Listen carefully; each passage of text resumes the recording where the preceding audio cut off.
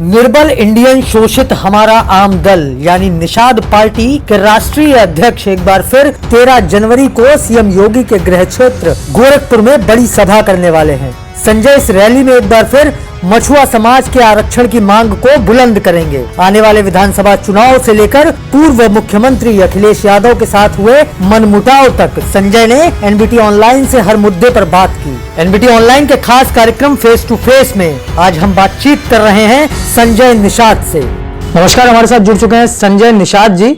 पहला सवाल संजय जी, इस समय देश में किसान आंदोलन कर रहे हैं। किसान कह रहे हैं कि कृषि कानूनों को वापस लिया जाए। निषाद पार्टी का सीधा रुख क्या है इस पर? निषाद पार्टी पहले भी किसान के साथ थी, आज भी है, कल भी रहेगी, लेकिन वो किसान नहीं है, वो राजनीति के शिकार किसान हैं। और जिसके साथ वो आंदोलन कर रहे हैं वो लगभग 70 साल से किसानों पर लोग रहे और किसानों के लिए जिन्होंने अन्नदाता रहे, अन्न पैदा किया, उनके लिए यही ब्यूरोक्रेट से कोई कानून बनाया होता तो आज किसान आत्महत्या नहीं करता, किसान के बेटे आज गरीब नहीं होते, वो इलाज के लिए मरते नहीं। तो 70 साल से जो सरकारें रही हैं वो दोषी है ना। आज मोदी को दोष देने से बेहतर है उन्हें वो खुद दोष स्वीकार करें। आज के दिन में मैं जो भी है, पहले जो अंग्रेजी में बिल आया, अभी बिल तो सदन में भी नहीं रखा गया, सदन में आया, अभी किसान तो अंग्रेजी जानता भी नहीं पूरा, और बिल तो नेता ही जाने ना। और नेता लोग देख लो कैसे उसको एक मुद्दा बना लिए हैं। अरे पहले इम्प्लीमेंट होता, उससे नुकसान होता, फिर सड़क पर आते, फिर सदन में बहस होता। एक बार तो उसको इम्प्लीमेंट हो जाने जाना चाहिए जो भी परिवर्तन हुआ। तो मैं किसानों के साथ तब भी था, आज भी हूँ, लेकिन ये जो राजनीति के शिकार किसान हैं, ये तो आज के दिन में क्या साबित होता है? खाली पंजाब हरियाणा में किसान हैं, उत्तर प्रदेश मध्य प्रदेश और जगह किसान कहाँ हैं? तो मैं कहता हूँ ये तो किसानों का जो संगठन है, किसानों का एक शक्ति है, उसको कमजोर करने का ये प्रयास चल रहा है। क्योंकि देश के किसान उतर आए होते तब माना जाता, देश के बेरोजगार उतर जाए तब माना जाए। तो खाली राजनीति के जो शिकार लोग हैं वही आ जाते हैं और बाकी लोग जो है अपनी जगह पर हैं। मोदी जी ने कम से कम एक काम अच्छा किया कि कम से कम किसानों के खाते में सीधे रुपया भेजा। राजीव गांधी प्रधानमंत्री थे, उन्होंने अपनी जुबान से एक बहुत कष्ट वाली बात बोला कि हम 100 रुपये अगर दिल्ली से भेजते हैं तो 1 रुपया तक वहां पहुंचता जड़ पर 99 लोग बीच में ले लेते हैं। तो 99 कौन है? वो राजनीति के हिस्सेदार हैं। और एक कौन है? वो 90% लोग जो है वो शिकार हैं। तो आज निर्बल इंडियन शोषित हमारा दल कहती है कि जो राजनीति के जो हिस्सेदार हैं वो सबल हैं और जो शिकार है वो निर्बल हैं। इसलिए इस पार्टी का नाम निर्बल इंडियन शोषित हमारा दल। आज हम भारतीय जनता पार्टी के साथ इसी मुद्दे के लिए हैं कि सभी निर्बलों को निश्चित रूप से उनका हक हिस्सा मिलना चाहिए। बिल्कुल। संजय जी, दूसरा सवाल, अभी पार्टी का संकल्प दिवस आ रहा है 2021 में, जो आप संकल्प दिवस का कार्यक्रम करने जा रहे हैं, ये कितना अहम है? क्योंकि आने वाले समय में चुनाव भी आ रहा है, विधानसभा चुनाव, किस तरीके से देखते हैं? कोई भी राजनीतिक दल इसीलिए बनता है कि देश में कानून, पहले वोट लिया जाए, कानून बनाकर सहयोग लिया जाए जनता से, और सहयोग लेकर उनको उनके स्वास्थ्य, शिक्षा, रोजगार, व्यापार, उद्योग, राजनीति में हिस्सेदारी दी जाए। लेकिन बहुत दुख के साथ कहना पड़ रहा है कि 70 साल से जो भी राजनीतिक दलें आई, पहले वोट लेती हैं, बाद में कानून बनाकर केवल नोट लेती हैं, बजट पास करके इनको गरीब बनाने का। आज जो है, जब अंग्रेज देश में आए थे, तो जब इस देश में आए तो 1 रुपये का बिस्कुट खरीदने के लिए उन्हें $20 देना पड़ता था। 300 बरस में जब वो जाने लगे तो 1 रुपये का बिस्कुट 1 रुपये में खरीदे, मतलब 20 गुना लूट पाए थे। आज 76 साल हो गया, अब अंग्रेज आते हैं तो देख लीजिए, $1 देते 76 बिस्कुट लेके जाते हैं। इसके मतलब हमारा वोट लेकर, हमारे नोट पर डाका डालकर इस देश का रुपया डॉलर में परिवर्तित करके उन्हें मजबूत बना दिया गया। तो आज संकल्प पार्टी कांग्रेस ने लिया था कि देश का विकास करेंगे, जय जवान जय किसान का नारा लगाएंगे। उन्होंने संकल्प लिया तो सत्ता में तो आए, पावर में आए, लेकिन जो वोट देने वाले थे वो पावर में चले गए और जो वोट लेने वाले थे वो पावर में चले गए। यही संकल्प लिया सपा ने भी, यही संकल्प लिया बसपा ने भी, यही संकल्प भाजपा लिया। तो निषाद पार्टी ने भी संकल्प लिया है कि इस देश के वोटरों को पार्टनर बनाएंगे। पॉलिटिकल पार्टनर हमारा वोटर होगा। इससे पहले जो पॉलिटिकल पार्टनर थे कांग्रेस के, वो विदेशी थे। आज जो सपा आई तो उनके पॉलिटिकल पार्टनर अमर सिंह जैसे लोग आ गए, जैसे बसपा आई पॉलिटिकल पार्टनर उनके सतीश मिश्रा जैसे लोग आ गए। आज भाजपा है, अंडानी अंबानी है, क्यों टावर उखाड़े जा रहे हैं? तो हम कहते हैं जब तक पॉलिटिकल पार्टनर वोटर नहीं होगा, क्योंकि मोदी जी आज के दिन में प्रधानमंत्री हैं, योगी जी प्रदेश के मुख्यमंत्री हैं, ये दोनों लोग भगवान हैं, लेकिन असली भगवान तो वोटर है ना। इनका गेट पास वोटर के पास है और असली भगवान के ऊपर पौआ अशिक्षा का लेवी लगा है और लाचारी बीमारी का लेवी लगा, मानसिक रूप से कमजोर है। आज के दिन में वो कमजोर आदमी आंदोलन कर रहा है तब उसको हिस्सा मिल रहा है। यहाँ से सारे अधिकारी कर्मचारी उसे घुमाते हैं, ऐसे घुमाते हैं जैसे जैसे जानवर को घुमाया जाता है।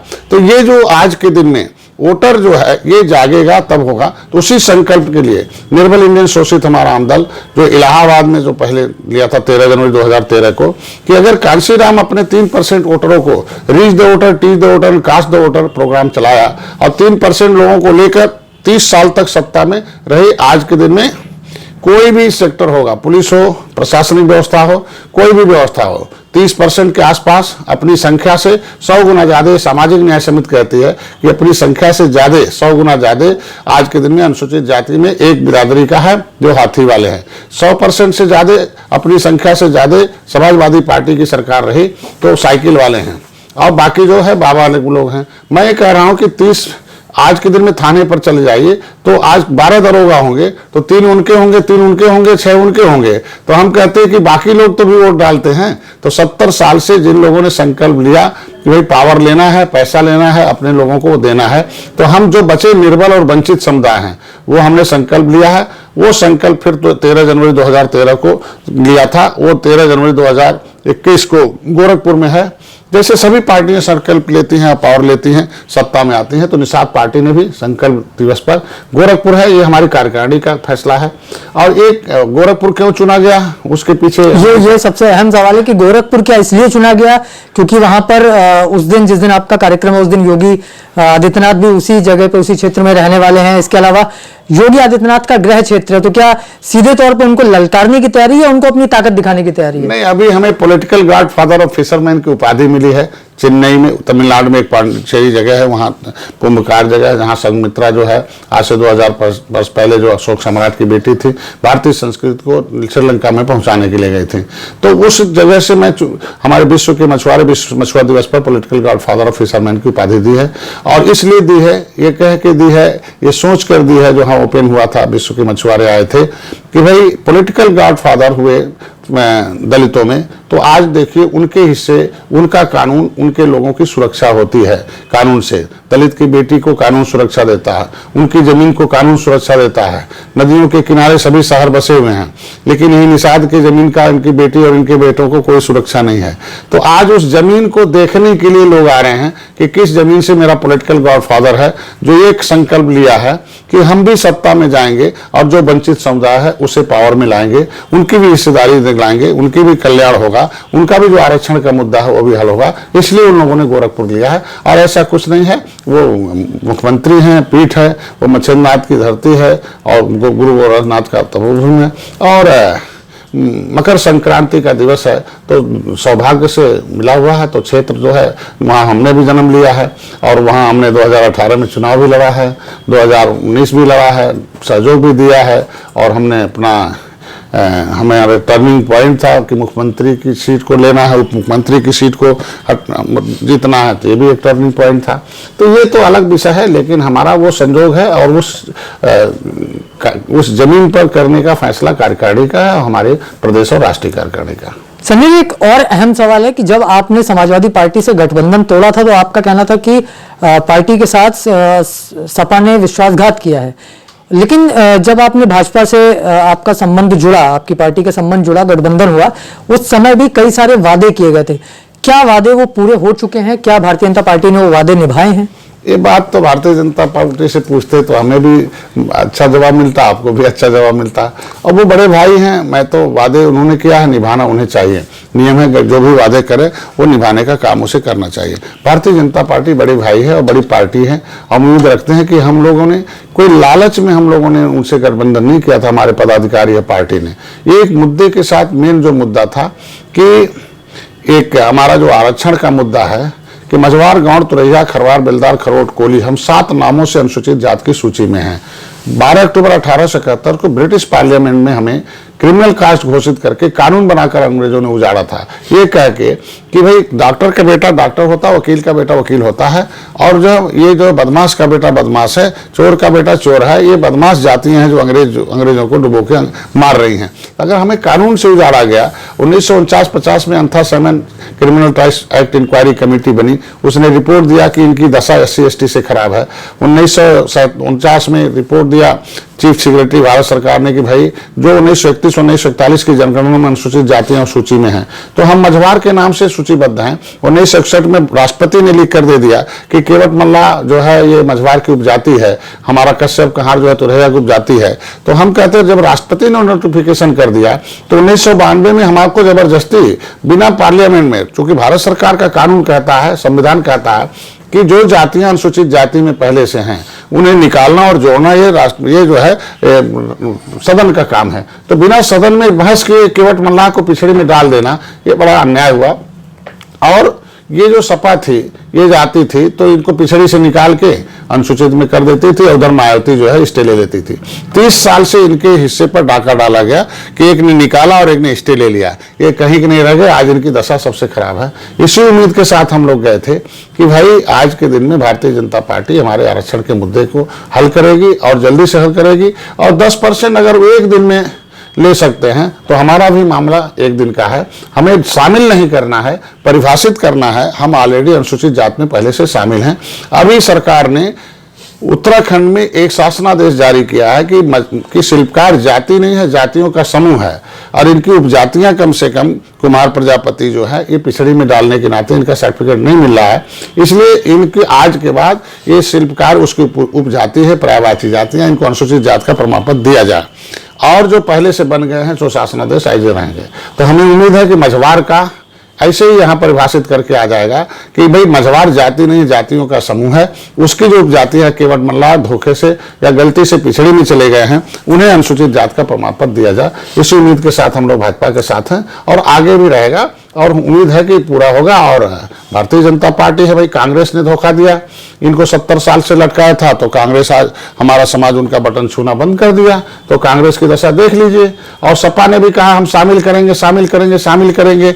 नतीजा जो आवाज उठाया, फूलन देवी जैसे लोग गायब हो गए, जमुना निषाद आवाज उठाए वो गायब हो गए, मायावती स्टे ले लेती। तो हम कहते हैं जिसने इस आरक्षण का विरोध किया हाथी ने, वो आज देख लीजिए हाथी कहाँ चली गई। इन्होंने गुमराह किया 30 साल से, ये भी कहाँ चले गए। अगर ये अधिकारी कर्मचारी ऐसे गुमराह करते रहे भारतीय जनता पार्टी को, तो कहीं भारतीय जनता पार्टी ने धोखा खा जाए। हम तो मित्र की हैसियत से भारतीय जनता पार्टी को आगाह करेंगे कि इन कर्मचारी या ब्यूरोक्रेट्स के चक्कर में न रहे, और अंत जल्दी से जल्दी मछुआरों का जो अनुसूचित जाति का सामाजिक न्याय समिति कहती है कि भाई इनके हकदार हैं, इनका हिस्सा खा रहे हैं, तो जो वादा किया था उसे जुर्माना चाहिए, उनका काम है। निषाद जी कितना समय दे रहे हैं भारतीय जनता पार्टी को कि आने वाले चुनाव तक या आने वाले लोकसभा चुनाव तक कि ये जो आपके मुद्दे थे जिनको लेकर आपने गठबंधन किया था भारतीय जनता पार्टी से, उसको भारतीय जनता पार्टी की सरकार पूरा करे?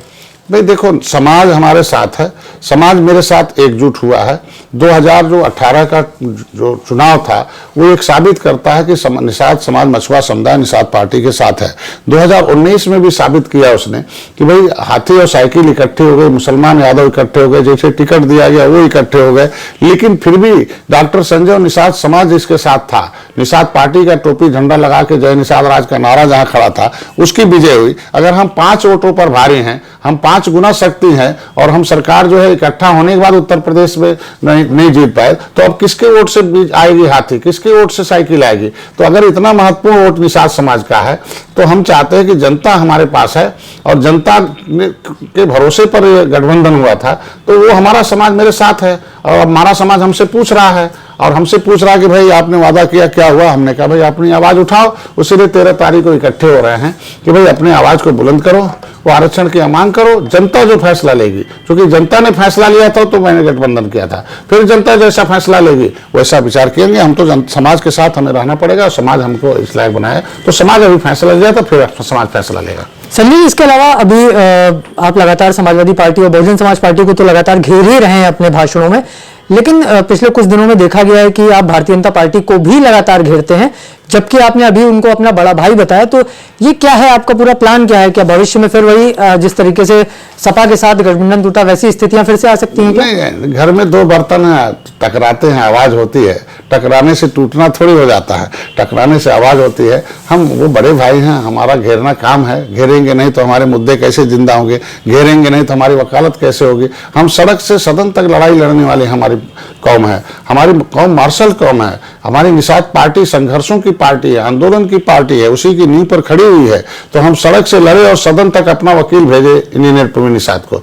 अगर सदन में हमने 7 सांसदों से आवाज उठाया, अगर सदन में आवाज उठने के बाद भी अगर इन्हें हक हिस्सा नहीं मिलेगा तो फिर हमें सड़क पर आना ही पड़ेगा, मजबूर हो जाना पड़ेगा। तो इसीलिए मैं चाहता हूं कि ये जो हम घेरते नहीं है भाजपा को, उन्हें हम आगाह करते हैं मित्र की हैसियत से कि ये ब्यूरोक्रेट जो है, ये अधिकारी कर्मचारी जो इन्हें गुमराह कर रहे हैं, और जो अब मझवार जो है अनुसूचित जाति की सूची में संविधान में लिखा हुआ है, लेकिन अब देख लो आज इनके लिए क्या होगा कि मझवार पर भी स्टे दे दिया है आज के दिन में। तो संविधान से ऊपर होकर स्टे दे दिया हाई कोर्ट में, और उसमें वकील ने हमारे पक्ष में कोई आज तक कागज नहीं जमा किया। तो आज की आखिर भारतीय जनता पार्टी अधिकारियों की गुमराह में पड़ी हुई ना। हमारा मझवार का सर्टिफिकेट बना हुआ आदमी, आज हमारे उपचुनाव होने वाले हैं, त्रिस्तरीय चुनाव होने वाले हैं, तो हमारे लोग लड़के जाते ना, तो आज इनके हकों पर डाका डालने का काम तो अधिकारी कर्मचारी कर रहे हैं। इसलिए आज के दिन में हम घेरते नहीं हैं, बल्कि हम उस मुद्दे को जिंदा करके हम मित्र की हैसियत से उन्हें आगाह करते हैं कि धोखा, जैसे सभी पार्टियां धोखा खाएं, कहीं आप न धोखा खा जाएं। ये मेरा शब्द रहता है, और ये हमारे लोगों का शब्द रहता है कि भाई कांग्रेस धोखा खा गई, सपा बसपा धोखा खा गई कि नहीं ऐसे ही मंत्री बना दो, संतरी बना दो, किसी को टिकट दे दो, 4 ये राज्यसभा भेज दो तो निषाद खुश होकर देता रहेगा। तो राज्यसभा तो 2 बार भेज दिया सपा ने, लेकिन समाज तो उसके लिए नहीं गए ना। अब फिर वही गलतफहमी ये भी शिकार में पाल रहे हैं। हम तो चाहते हैं कि मेरा भाई गया है, अगर गया कोई भी जा रहा है तो हमें अच्छा ही है कि मेरा भाई गया है, लेकिन उनका काम है कि अपने समाज के मुद्दे को अपने टेबल पर शीर्ष नेतृत्व ने फैसला लिया था कि भारतीय जनता पार्टी हम लोग आरक्षण के मुद्दे को हल करेंगे। तो शीर्ष नेतृत्व में आज के दिन में उनको फिर फैसला लेना चाहिए कि क्या करना चाहिए। फिर हम लोग बैठक करेंगे अंत में, और तब कोई फैसला होगा। हम उसके बहाने कहेंगे कि आज के दिन में कि भारतीय जनता पार्टी आज के दिन में मुद्दे को हल करने के लिए पूरी ताकत रखती है, क्योंकि निषाद पार्टी सड़क से सदन तक इसलिए लड़ाई लड़ी कि एक बार हम 1 फरवरी से लेकर 10 फरवरी तक गोरखपुर में आंदोलन किया। 11 फरवरी 2014 को वहां के डीएम ने लिखा कि भाई कागज के अनुसार चमार के उपजातियों को जैसे मिलता है वैसे ही मझवार की उपजाति केवट मल्लाह को सर्टिफिकेट जारी कर दो, ये तहसीलदार को भेज दिया। मैंने फिर हम लखनऊ में 17 फरवरी 2014 को घेरा मुलायम सिंह को, अखिलेश जी को कि भाई अब गुमराह मत करो, या मतलब ये निषादों की जो 15 उपजातियां हैं ये ऑलरेडी अनुसूचित जाति की सूची में शामिल है राष्ट्रपति के नोटिफिकेशन के लिए। एक सूची है, बगल में सिनोम्स है और उसके जेनरिक नेम्स है। तो उसी के आधार पर चमार के सभी पर्यायवाची जाति को मिलता है। तो हमें काहे गुमराह करके कि शामिल किया जाए, परिभाषित किया जाए और परिभाषित करके दिया जाए। और अंत में देख लो क्या हुआ कि जो चीज 2014 में करना चाहिए अखिलेश को, जाते जाते 2017 में किया, जब 5 दिन रह गया, जब नोटिफिकेशन होने लगा। जब तक नौकरी लूटना था तो लूट लिया, और जाते वक्त जो था कर दिया। तो मैं ये कहने के लिए आया हूं कि हमने फिर बहुत बड़ी रैली की, मैं सब कुछ किया, यहां से सड़क से सदन तक करा। तो ये आंदोलन हमारा आगाह करने का बीजेपी को कि भाई धोखा खाई है कांग्रेस, धोखा खाई है सपा, धोखा खाई है बसपा। आज के दिन में चूंकि आरक्षण के मुद्दे पर ये पार्टियां गई हैं, तो आरक्षण के मुद्दे पर भारतीय जनता पार्टी के साथ आई है। तो कहीं ऐसा तो नहीं है कि आरक्षण के मुद्दे पर जब हम रेल रोके थे 7 जून 2015 को, तो उसमें गोली चला दिया था। बताइए, 1 महीने गुर्जर बैठे थे लेकिन एक डंडे नहीं चले थे। लेकिन निषाद का बेटा रेल की ट्रैक पर बैठा था, रेल केंद्र सरकार की थी, हम आवाज केंद्र सरकार से उठा रहे थे, लेकिन उन्होंने क्या किया कि गोली चला दिया, एक भाई मरवा दिया, 302 का उल्टा मुकदमा करा दिया। तो मैं कहता हूँ आरक्षण का मुद्दा मुकदमे वापसी 2 किया था। उस समय योगी जी महाराज जी उस समय सांसद थे, उन्होंने सदन में भी 2 बार आवाज उठाई कि नहीं मछुआरों के साथ हो, तब कांग्रेस की सरकार हुआ करते थे। फिर 7 जून 2015 को जब हम लोग रेल ट्रैक में आंदोलन हुआ, जब उसमें हंगामा हुआ, तो हमारे लिए धरना भी दिया उन्होंने हर जगह, डीएम ऑफिस, कमिश्नर ऑफिस पर, कि नहीं मछुआरों के अनुसूचित जाति का आरक्षण की लड़ाई हम लड़ेंगे, और हम शक्ति दें, हम उन्हें देते हैं।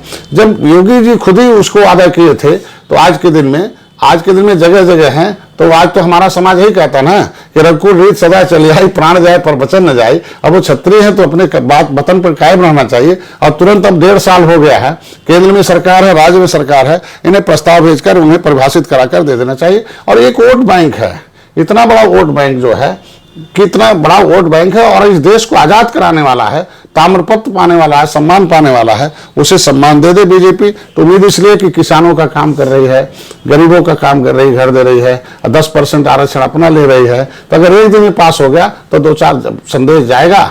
रैली हो रही है, हमारे लोग अब सड़क पर आ रहे हैं, आवाज उठा रहे हैं, निश्चित रूप से मिल जाएगा। चलिए जी, एक आखिरी सवाल, 2022 के लिए क्या तैयारी है, किन मुद्दों पर आपकी पार्टी चुनाव में उतरने वाली है? देखिए, हमारा तो एक ही मुद्दा है कि आरक्षण, जो मेरा समाज का कल्याण, जो वंचित हैं। आज के दिन में 66 समूह अनुसूचित जातियों का है, लेकिन एक समूह के लोग 66 पर कब्जा किए। मैं नहीं कहता हूँ, सामाजिक न्याय समिति कहती है।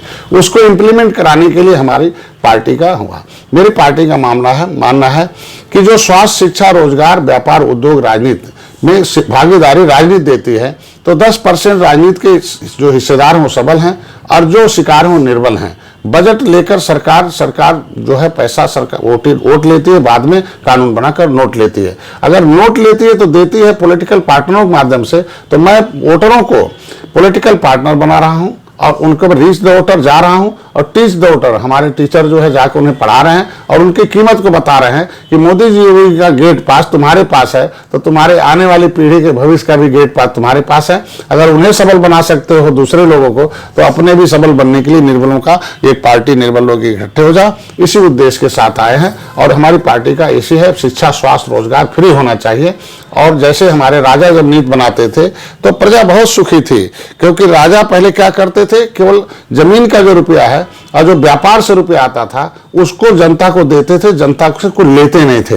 लेकिन आज के दिन में क्या है कि अंग्रेज जो काम किए जनता से लेने का, कांग्रेस ने काम किया जनता से लेने का।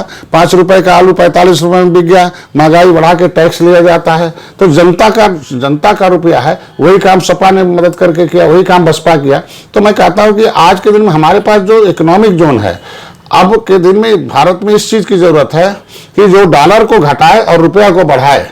70 साल से डॉलर बढ़ रहा है, 76 गुना हो गया, हम 76 गुना गरीब हो गए हैं। तो निषाद पार्टी का एक ही मानना है, एक मुद्दा है कि हमारा साथ दे दो। हम एक ऐसी आर्थिक व्यवस्था लाएंगे, ऐसा रोजगार का सिस्टम लाएंगे और ऐसा अंतर्राष्ट्रीय कानून बनाएंगे कि जिससे डॉलर अगर बढ़ रहा है तो जिन मुद्दे पर जो काम करके अगर डॉलर बढ़ सकता है, वही काम हम भी कर देंगे तो हमारा रुपये भी बढ़ सकता है।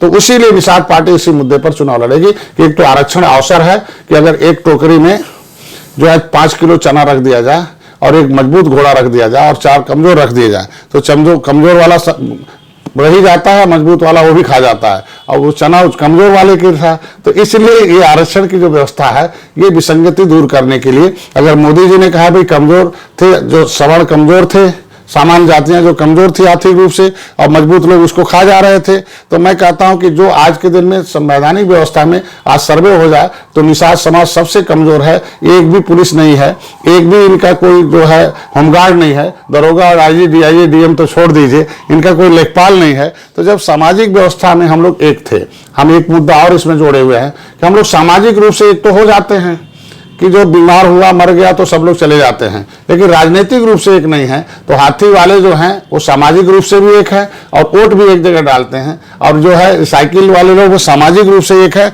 और वोट भी एक जगह डालते हैं। लेकिन इतना हमारा समाज गुमराह था कि भाई सामाजिक रूप से तो एक तो हो जाता था, वो भी सामाजिक रूप से अलग था, केवट मल्ला बिंद अलग अलग थे। लेकिन हमारी किताब जो मैंने 12 किताबें लिखी, निषाद वंश, निषादों का इतिहास, निषाद राजगुरु राज महाराज, भारत का असली मालिक कौन, आरक्षण के हकदार सबसे पहले ये लोग हैं, मूलवासित संरचना है, निषाद बांसुरी है और मछुआरे अब्दुल कलाम है, ये किताबें हमने लिखी। फिर नियम और शर्त लिखा, भाषण संभाषण लिखा, एक टेक्निकल हमने अनुशासन की किताब लिखी। ये 12 किताबें लिखकर हम टेक्निकल, क्योंकि भाई कम लोग ट्रेंड हैं, पॉलिटिकली ट्रेंड, चाहे किसी भी बिरादरी को मिला लो, पॉलिटिकली ट्रेंड लोग पावर में हैं और पॉलिटिकली अनट्रेंड जो है वो आज के दिन में उनके पाव में है।